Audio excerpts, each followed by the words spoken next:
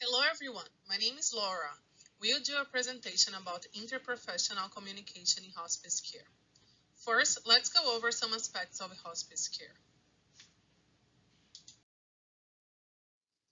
As we have learned before, hospice care is defined as a care that focuses on quality of life for people who have a life expectancy of 6 months or less and who do not seek curative treatment. The care can be provided in the home or at a facility the patient is living, such as assisted living or nursing homes.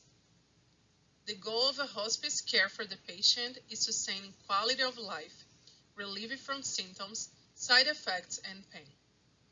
Hospice care should address the needs of all aspects of patient, including physical, emotional, mental, and spiritual.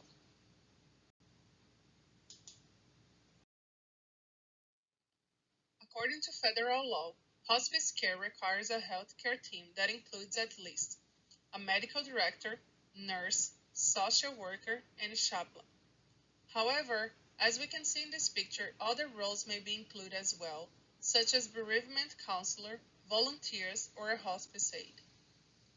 The two roles we will be focusing on this presentation are the nurse and the social worker. Now, let's talk about their roles. The hospice nurse has a variety of roles. They provide emotional support and direct care for the patient. They are often the point of contact between many professionals, the patient, the family, and caregivers. They provide ongoing monitoring, evaluate treatment effectiveness, and instruct patients and caregivers about treatment and medications. The role of the social worker is to provide resources for psychological needs of a patient, caregiver, or family. They help the patient and family manage stress, cope with grief, understand the dying process, and provide resources for caregiver support.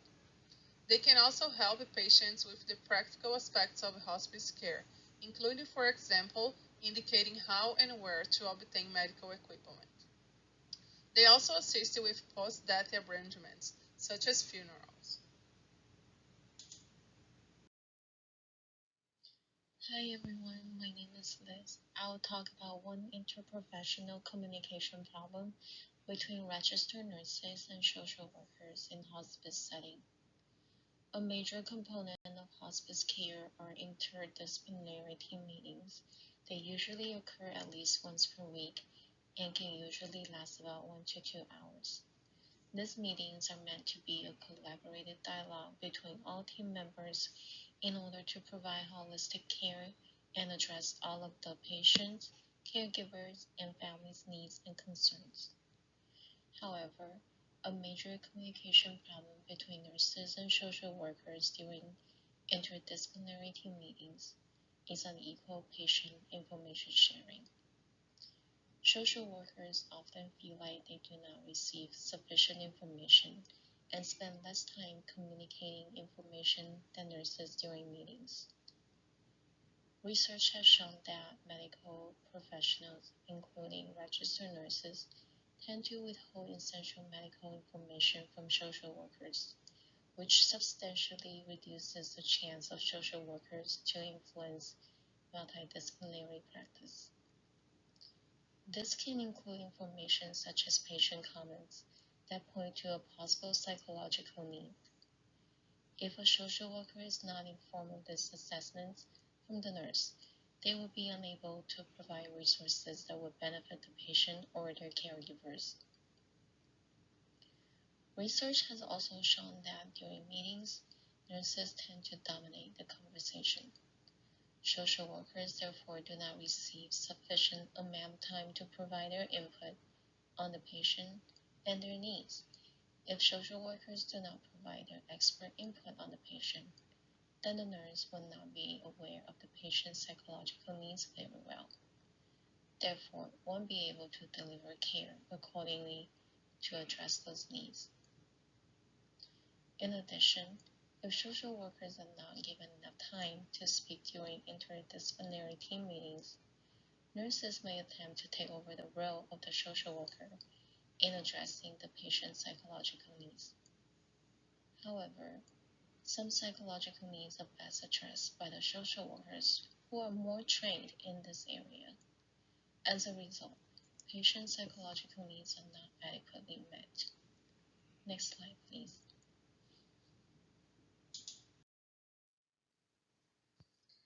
Hello everyone, my name is Jamie and I will be going over the statistics and impact and severity on safe patient care. This slide shows statistics of messages in the IDT team meetings. In a study of 81 team discussions, the types of messages from different team members were analyzed. It revealed how many times different types of messages were used and by whom.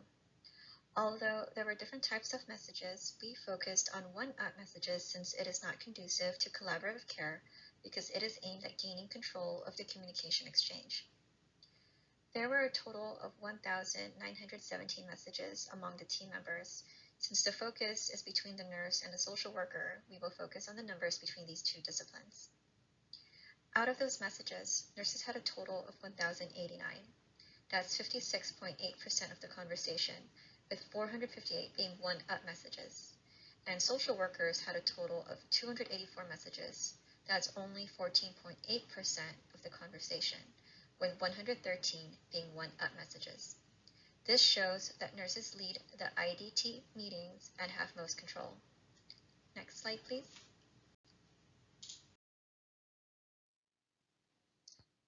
This slide shows statistics on which topics are being addressed in the conversations, and is mostly related to pain. 77.4% were related to physical pain, 21.3% were related to psychological pain, and 1.3% were related to spiritual pain. This shows that spiritual and psychological pain can be easily overlooked due to the physical pain being a priority. As mentioned, a goal of hospice care is to provide holistic care, so these two domains are still as important. Next slide, please. Communication problems between nurses and social workers can affect safe patient care. When psychological assessment of the patient are not reported by the nurse to the social worker, this can result in psychological and spiritual needs not being addressed, which puts the patient at risk for depression and therefore a decreased quality in life. Caregivers are also a part of the healthcare team in hospice, so lack of communication between the nurse and social worker on the assessment of caregivers can result in the caregiver not receiving resources or education they need to address their psychological and psychosocial needs, which results in caregiver fatigue and burnout, and they may also suffer from emotional, psychological, and physical stress. Possible consequences of communication problems between the nurse and social worker can result in unsafe patient care related to increased mortality, suicidal thoughts, and ineffective pain management. This shows that unmet emotional needs can lead to depression, caregiver burnout, and therefore impacts safe patient care and can be severe. This wraps up statistics and impact and severity on safe patient care. My name is Leandra, and I'll be addressing solutions to the communication problem between the nurse and social worker. Possible solutions include training and education on interprofessional collaboration and interprofessional communication. Interprofessional collaboration can help the nurse and social worker work together to achieve physical and psychosocial patient goals. A study suggested that nurses should seek out input from the social worker during interprofessional disciplinary team meetings. The nurse can actively seek out the professional input of the social worker by asking questions or asking for recommendations. This ensures that the nurse is aware of the patient's psychosocial problems, solutions, and resources to better address the patient's care plan. Next, as we revealed earlier through research, nurses spend the majority of time speaking during hospice team meetings. Because of the nurse's close relationship with the patient, the nurse may sometimes hold the power in meetings. However, nurses can improve collaboration by sharing their power with social workers and giving them sufficient amount of time to speak. Since nurses are also team leaders, they can provide social workers with positive feedback. Research shows that social workers feel underappreciated in interdisciplinary team meetings. This decreases their motivation to contribute their professional input on a patient. A nurse who provides positive feedback and demonstrates appreciation for the social workers can help them feel valued and more motivated to collaborate with the nurse for the sake of the patient. To maximize collaboration, the meeting space should be in a quiet space with chairs placed in a circle to maximize interaction. Interprofessional communication can be addressed by implementing STEPS. It's an evidence-based method created to improve team-related methods of communication. It consists of 4 skills including leadership, situation monitoring, mutual support, and communication. More information on this method can be found on the Agency for Healthcare Research and Quality website, or ahrq.gov. Part of the goal of this method includes clarifying team roles and responsibilities. Clarifying roles during the initial team meeting for the hospice patient will help the nurse and social worker understand each other's responsibilities, contributions, expertise, and resources. By communicating the roles, they can both gain knowledge and value the contribution of each other and work towards meeting the goals of the patient care plan. Finally, nurses and social workers should be informed on addressing other aspects of patient care besides only physical.